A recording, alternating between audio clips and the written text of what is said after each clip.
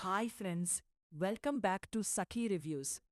ఈరోజు స్టోరీ చాలా ఇంట్రెస్టింగ్గా ఉండబోతుంది. ప్లీజ్ సబ్స్క్రైబ్ చేసి లైక్ చేయండి. శ్రీతన్ పెళ్లి విషయంలో మీడియా వాళ్ళకి ఫోన్ చేసింది జీవనే అని తెలుసుకున్న ఆనంది. తప్పించుకోవాలని ట్రై చేస్తున్న జీవన. ఇంకా ఆనంది ఆఫీసులో జరిగిన సంఘటన అంతా గుర్తు చేసుకుంటుంది.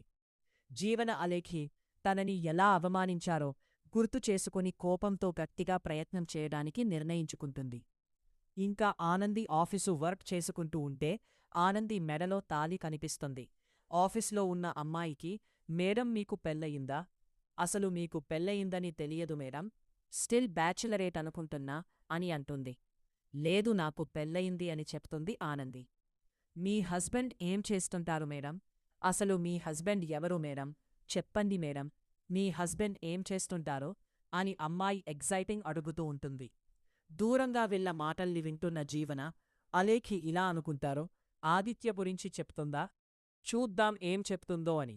చెప్పండి మేడం, ఒకసారైనా ఫోటో చూపిస్తారా?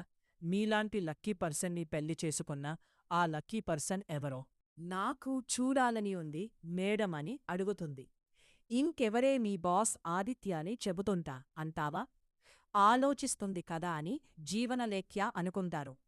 ఫోటో చూపించకపోయినా అట్లీస్ట్ పేరు చెప్పండి మేడం, ఏం చేస్తుంటారో చెప్పండి మేడం.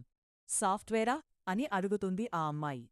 కాదు, మా హస్బెండ్ బిజినెస్ చేస్తారు అని చెప్తుంది. ఏ బిజినెస్ చేస్తారు మేడం అని అడుగుతుంది స్వాతి. తరువాత చెప్తానులే స్వాతి, ఒక్కసారి మన ఆఫీస్కి తీసుకురండి మేడం, ఆయన ఫ్రీగా ఉన్నప్పుడు తీసుకొస్తానులే మేడం. మీలాంటి పర్సన్కి హస్బెండ్ అంటే ఆయన ఎంతో గ్రేట్. ఓకే స్వాతి, నువ్వు ఆ వర్క్ మీద ఉండు. ఓకే మేడం అంటూ ఆ అమ్మాయి వెళ్ళిపోతుంది. ఇదంతా వింటున్న జీవనలేఖ్య ఏంటి ఇప్పుడు పరిస్థితి అంటూ అనుకుని ఆనంది దగ్గరికి వెళ్తారు. ఏంటానంది, నువ్వు ఇంత తేలిక అబద్ధాలు చెప్తావో అనుకోలేదు అంటుంది జీవన. అబద్ధమా అని ఆనంది ఆశ్చర్యంగా అడుగుతుంది. స్వాతితో చెప్పావు కదా, మీ హస్బెండ్ ఎవరు? ఆదిత్య. ఎదురుగానే ఉన్నారు, కాని చెప్పుకోలేకపోతున్నా. భర్తని చెప్పుకోలేకపోతే ఇంకా నీ మెల్లో తాళి ఎందుకు ఉన్నది? అప్పుడు అది కేవలం అలంకరణ మాత్రమే కదా? అలంకరణే కాదు, బరువు కూడా. ఈరోజు స్వాతి చూసింది. రేపు గీత చూస్తుంది. ఎంతమందికని ఇలా అబద్ధాలు చెప్పుకుంటూ తిరుగుతావానంది? పైగా భర్తలేని ఆడదాని మెళ్ళో ఉన్నా దానికి విలువ ఉండదు. పోనీ నువ్వు నోరు తెరిచి చెప్పాలంటే నీ భర్త ఒప్పుకోడు, మీ అత్తయ్యగారు ఒప్పుకోరు. ఎవ్వరూ ఒప్పుకోని ఒక బంధాన్ని నువ్వెందుకు విలువ ఇవ్వాలి? ఈ తాళిని నీ కుండలమీద ఎందుకు మోయాలి? కాని జీవన సూటిపూటి మాటలు అంటూ ఉంటే, జీవనా, ఇది ఆఫీసయిపోయింది, లేదంటే నీకు చాలా గట్టిగా బుద్ధి చెప్పేదాన్ని అంటుంది ఆనంది. So what? ఎక్కడైతే ఏముంది? నీ భర్త ఎవరు అంటే చెప్పుకోలేని నీకు తాళిని మోసే అర్హత లేదు. నువ్వేమంటావు లేఖ్యా? చెత్తబుట్టలో పాడెయ్యమంటాను అని అలేఖ్య అంటుంది. ఇంక ఆనందికి కోపం వచ్చి అలేఖ్యని చంపమీద కొడుతుంది. గమ్మునుండు, చప్పుడు చేసినావంటే చావగొడ్తా. మొగుణ్ణి మొగుడ్లా చూడలేని నువ్వు నా మెడలో తాళి గురించి మాట్లాడతావా? భర్తతో కాపురం చూయలేని నా తాళిని ఎగతాళి చేస్తావా? అని అలేఖ్యని తిడుతూ ఉంటుంది. మధ్యలో జీవన దూరి ఆనంది ఏ అంటుంది. నీకు చైతన్యకి మధ్య ఉన్న దూరం నాకు తెలవదని అనుకుంటున్నావా? అసలు కారణమేందో నాకు ఎన్నడూ చైతన్య చెప్పలేదు కాని మీరైతే మొగుడు పెళ్ళాల లెక్క లేరు. మొగుళ్ల గురించి ఆలోచించని అమ్మలక్కలు తాలి గొప్పతనం గురించి చెప్పడానికి తయారయిరా? మాటలు మర్యాదగా రాకుంటే మూతులు పగలగొడ్తా. ఈ పొద్దు నేను నా భర్తకి దూరంగా ఉండొచ్చు, తన పేరు చెప్పుకోలేకపోవచ్చు, కాని ఏదో ఒక పొద్దు ఆదిత్యగారే నా భర్త అని అందరికీ చెప్తా. నేను తప్పు చేశాను అని నా భర్త నమ్ముతుండు, కాని నేనేండో నాకు తెలుసు కదా. తొందరలోనే నా మీద పడ్డ నిందని చెరుపుకుంటా. నా తాలి విలువేందో, నా బంధం బలమేందో అందరికీ సమజయ్యేటట్టు చేస్తా. విన్నారు కదా, ఇప్పుడు మీకు మస్త క్లారిటీ వచ్చినట్టుంది. పోయి పని చేసుకోండి. మళ్ళా మరొక్కసారి నా తాలి గురించి మాట్లాడితే ఇద్దరికీ తగుల్తాయి అని ఆనంది కోపంగా ఇద్దరికీ క్లాస్ పీకుతుంది. నన్ను కొడితే చూస్తూ ఊరుకుంటావే అని అలీఖ్య అంటే, ఊరుకోకపోతే నన్ను పీకుతుంది. అప్పుడు అత్తయ్య వస్తుంది, మ్యాటరేంటో తెలుస్తుంది. ఆవిడ కూడా నన్ను పీకుతుంది. నోరు తెరిచి ఇంత నోరు తెరిచి ఇంతమందితో పీకించుకోవడం కంటే నోరు మూసుకునుండటమే బెటర్ అనిపించింది. "ఓ ఓ, పద వెళ్ళి ఐస్ పెట్టుకుందుగాని" అనుకుంటూ జీవన అలేఖ్య వెళ్ళిపోతారు. ఇంకా సునంద అన్న మాటలు కూడా గుర్తుచేసుకుని బాధపడుతుంది ఆనంది. "నీలాంటి మనిషికి ఈ ఇంట్లో ఉండే అర్హత లేదు. పో ఇక్కడ్నుంచి" అని సునంద అన్న మాటలన్నీ. "నీమీద నీకు నమ్మకముంటే నువ్వే తప్పు చేయలేదని నిరూపించుకో. అప్పుడింకా మన మధ్య ఏ దూరమూ ఉండదు. నేన్నీకు క్షమాపణ చెప్పి మన ఇంటికి తీసుకొని వెళ్తాను" అని ఆదిత్య అన్న మాటల్ని గుర్తుచేసుకొని ఒక నిర్ణయానికి వస్తుంది. వెంటనే సీనుకి ఫోన్ చేస్తుంది. "నువ్వెక్కడున్నావు సీను" అనడుగుతుంది. "ఇంటితానే ఉన్నా. చెప్పు" అంటాడు సీను. "నువ్వు బిజీగా ఉన్నా సరే, ఇక పనులన్నీ విడిచిపెట్టేసి రా." "ఏడికి?" "సరే అమ్మడి, నేనిప్పుడే బయల్దేరుతున్నా" అంటాడు. "మీ అందరి ప్రశ్నలకు సమాధానం చెప్పే రోజు వచ్చింది" అని ఆనంది అనుకుంటూ ఉండగా సీను వస్తాడు. "ఏమైందమ్మడి, నన్నిక్కడికి రమ్మన్నావు ఎందుకు?" అనడుగుతాడు. "శ్రీతన్ పెళ్ళి గుడిలో జరుగుతుందని నా పేరుతో ఫోన్ చేసింది ఎవరో జల్దీ తెలుసుకోవాలి సీను.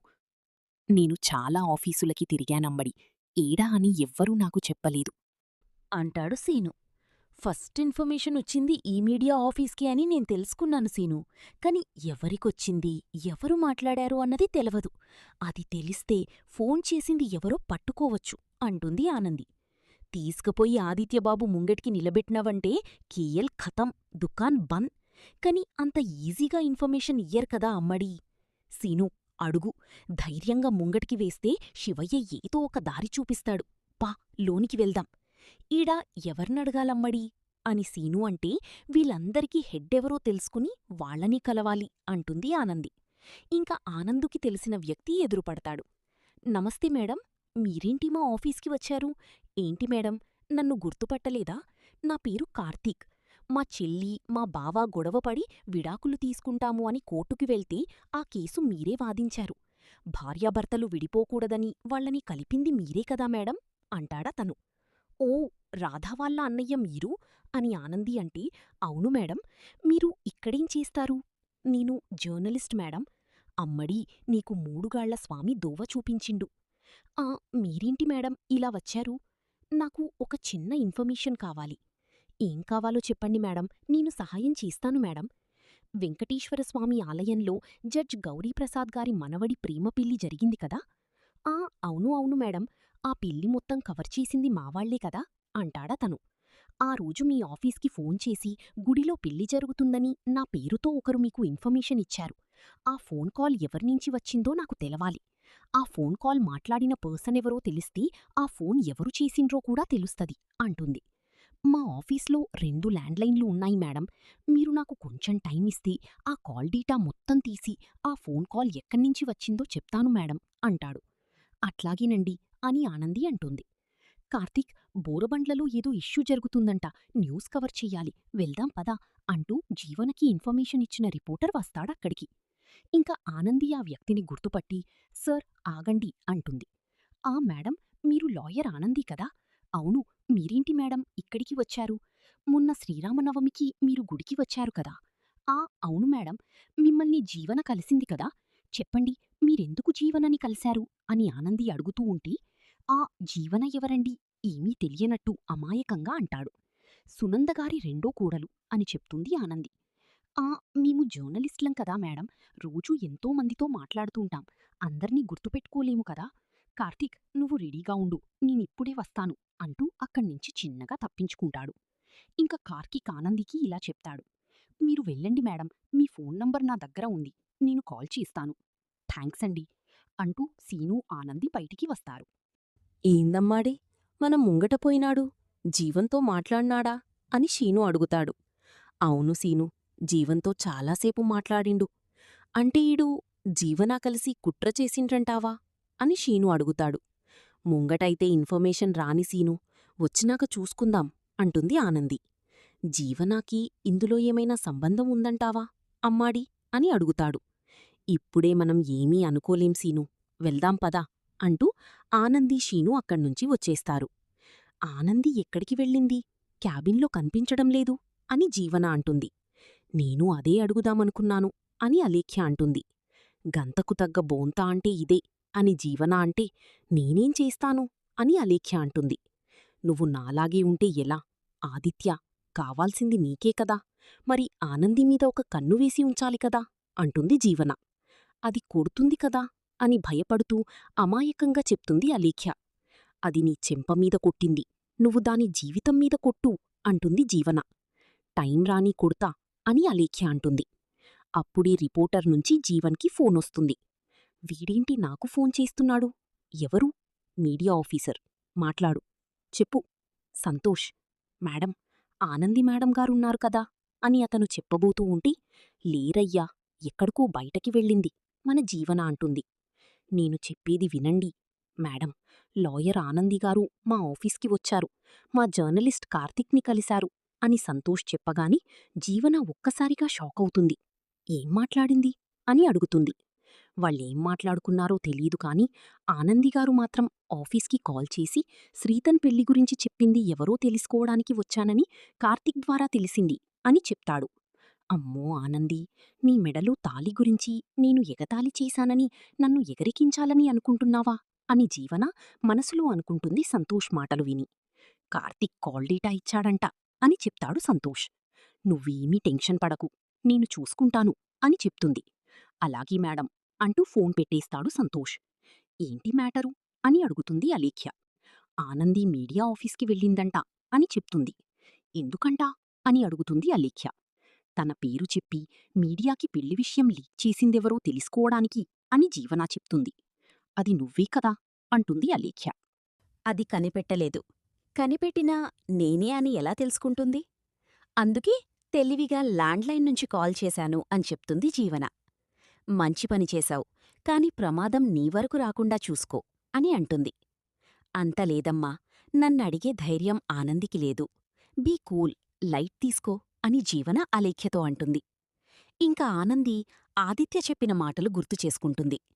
నీమీద నీకు నమ్మకం ఉంటే నువ్వే తప్పు చెయ్యలేదని నిరూపించుకో. అప్పుడింక మన మధ్య ఏ దూరమూ ఉండలేదు. నేనే నీకు క్షమాపణ చెప్పి మన ఇంటికి తీసుకుని వెళ్తాను అన్న మాటలు గుర్తు చేసుకుంటుంది. తర్వాత జర్నలిస్ట్ అన్న మాటలు కూడా గుర్తు చేసుకుంటుంది. మేము జర్నలిస్టులం కదా మేడం, రోజూ ఎంతోమందితో మాట్లాడుతూ ఉంటాం, అందర్నీ గుర్తుపెట్టుకోలేము కదా అని చెప్పిన మాటల్ని కూడా గుర్తు చేసుకుంటుంది. ఇంకా ఆనంది, సీను, పద్మమ్మ సింహాద్రి దగ్గరికి వస్తారు. మామా, ఇంత పద్మాస్ పని చేసింది ఎవరో తెలియాలి. అప్పుడు పోట్టు పోట్టు కొడతా. నువ్వేనీ ఫికర్ కావాకు మామా, మనకి మంచి రోజులొచ్చినాయి అని చెప్తాడు సీను సింహాద్రితో. బిడ్డా, నీకు ఎవరిమీదైనా అనుమానం ఉందా అని సింహాద్రి అడుగుతాడు. అనుమానమంటే మనసులో చాలా ఉంటాయి, గట్ల కాదు కదా నాయనా. ఇప్పుడు మీడియా ఆఫీస్కి పోయినాం, ఆడ లక్కీగా తెలిసిన పర్సనున్నాడు. సరిగ్గా అదే టైంలో జీవనని గుడిలో కలిసిన మనిషి కూడా ఆడ కలిసిండు.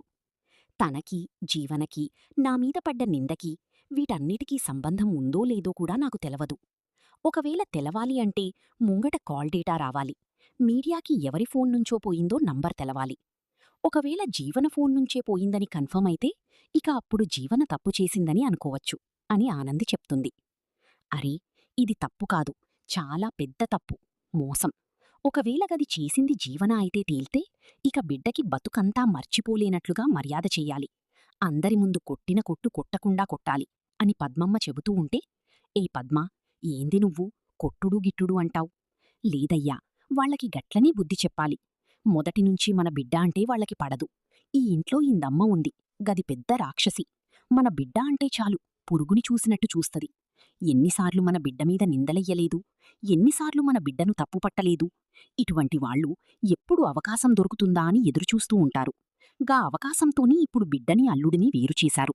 ఇప్పుడు మళ్ళీ కలవాలంటే సీతారాముల కథలా తయారయ్యింది. అల్లుడుగారేమో బిడ్డకాడికి వస్తారు అంటే రాలేని పరిస్థితి, బిడ్డ ఏమో అల్లుడుగారి పక్కనే ఉన్నా తన పెండ్లమని చెప్పుకోలేని పరిస్థితి. ఇటువంటి పరిస్థితులు ఎందుకొచ్చినాయి? అసలు మనం ఎవ్వరమా? ఆదిత్యగారికి అంతా మామూలే, తను మనతో మాట్లాడుతూ ఉన్నరా? సోనందగారికి మనం వియ్యంకులం, తను మనతో మాట్లాడుతూ ఉందా? లేదు కదా. మనం ఏం తప్పు చేసినమయ్యా? బిడ్డ తప్పు చేసినదని వాళ్ళు నిర్ణయించిర్రు, గది ఎంతవరకు నిజం? దీనికి ఎవ్వరయ్యా కారణం అని పద్మమ్మ ఆవేశంగా మాట్లాడుతుంది. అమ్మా, కారణం ఎవ్వరైనా తొందర్లోనే తెలుస్తుంది.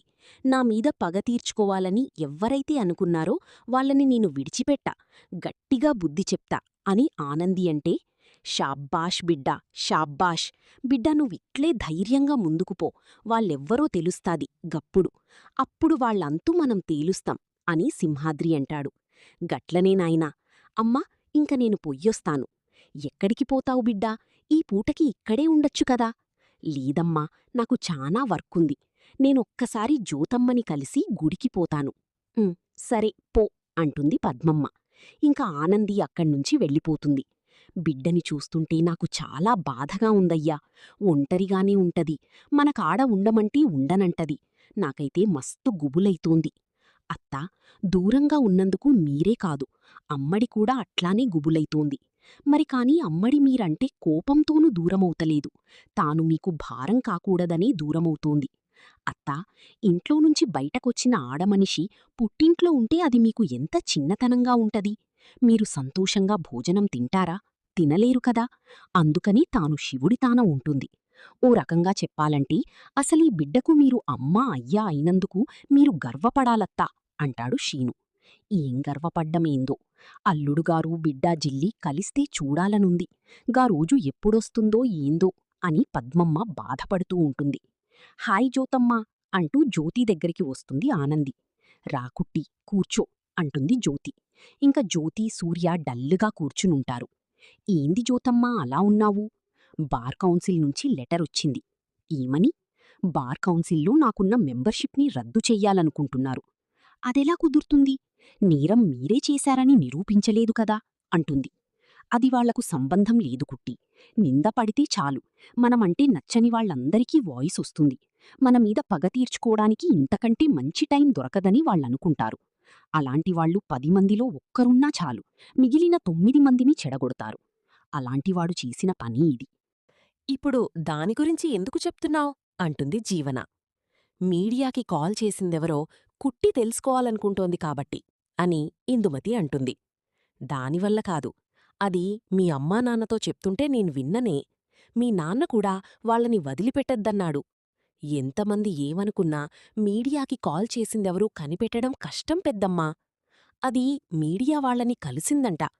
కలిస్తే మాత్రం ఇన్ఫర్మేషన్ దొరకాలి కదా. అది కుట్టియే కనిపెడుతోంది. అంతలేదు పెద్దమ్మా, అది ఊరికే పొగిడి దాన్ని హీరోయిన్ని చెయ్యకు. మనం చెయ్యకపోయినా అది హీరోయిన్నే. అయితే దానికి ఇంటి ముందు కటౌట్ పెట్టించు. తప్పు చేసింది నువ్వే అని ప్రూవ్ చెయ్యగలిగితే దానికి మీ అమ్మానాన్ననే కటౌట్ పెడతారు. చూడు పెద్దమ్మా, నువ్వు కుట్టి గురించి అనవసరంగా టెన్షన్ పడకు అంటుంది జీవన. దానికి ఎవరో హెల్ప్ చేస్తానన్నారంట. ఎవరు హెల్ప్ చేసినా అది కనిపెట్టలేదు. మీడియా పర్సన్ నాకు ఫోన్ చేశారు. అవునా? ప్రాబ్లమేం లేదు, అంతా నేను చూసుకుంటాను. ఓకే పెద్దమ్మా, ఉంటాను అని ఫోన్ పెట్టేస్తుంది. హోసే, దీన్ని దిమ్మ తగలయ్యా. ప్రమాదముందని చెప్తుంటే సీరియస్గా తీసుకోదేంటి? కుట్టి, కుట్టి ఎవరో కాదు, తానే అసలైన జీవన అని దీనికి తెలిస్తే దీని గుండా ఆగిపోతుంది అని ఇందుమతి అనుకుంటోంది.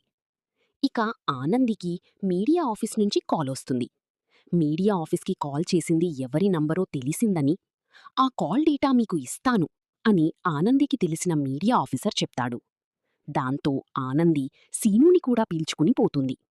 మీడియా ఆఫీస్కి వెళ్ళి ఆ కాల్ డేటాని తీసుకుని చూస్తోంది. అందులో సునంద ల్యాండ్లైన్ నంబర్ ఉండడం చూసి ఆ ఇన్ఫర్మేషన్ ఇచ్చింది జీవననే అని తెలిసి జీవనాకి హెల్ప్ చేసిన మీడియా ఆఫీసర్ని నిలదీస్తుంది. నాకేమీ తెలియదని బొకాయిస్తాడు ఆ మీడియా ఆఫీసర్. దాంతో కోపమొచ్చిన సీను అతన్ని నిజం చెప్పమని, లేదంటే నిన్ను కొడతాను అని బెదిరిస్తాడు. దాంతో మొత్తం జరిగిన విషయమంతా చెప్తాడు ఆ మీడియా ఆఫీసర్. నాకు ఇన్ఫర్మేషన్ ఇచ్చింది జీవననే అని చెప్తాడతను. తను చెప్పినట్టు చేస్తే డబ్బులిస్తా అని ఆశ చూపించింది అని చెప్తాడు. ఆ మీడియా ఆఫీసర్ చొక్కా పట్టుకుని సునంద ఇంటికి వెళ్తారు ఆనంది, సీను. మొదట జీవనాని గట్టిగా పిలిచి జీవనా చెంపమీద కొడుతుంది ఆనంది. చాలా ఆవేశంగా, కోపంగా జీవనాని నిలదీస్తుంది. ఎందుకిలాంటి పరువు తీసే పనులు చేశావు? నా జీవితంతో ఆడుకున్నావు? నిన్ను ఊరికే వదిలిపెట్టను అని పొట్టుపొట్టుగా తిడుతుంది. నేను కాదు ఆ కాల్ చేసింది అని చెప్తుంది. ఆ ఇన్ఫర్మేషన్ ఇచ్చింది నేను కాదు అని చెప్తుంది. కాని ఆనంది జీవన చేత నిజం చెప్పేస్తుంది. మరి సునంద, ఆదిత్య ఎలా రియాక్ట్ అవుతారు? తెలుసుకోవాలంటే మరిన్ని అప్డేట్స్ కోసం ప్లీజ్ సబ్స్క్రైబ్ చేసి లైక్ చేయండి. Thanks for watching.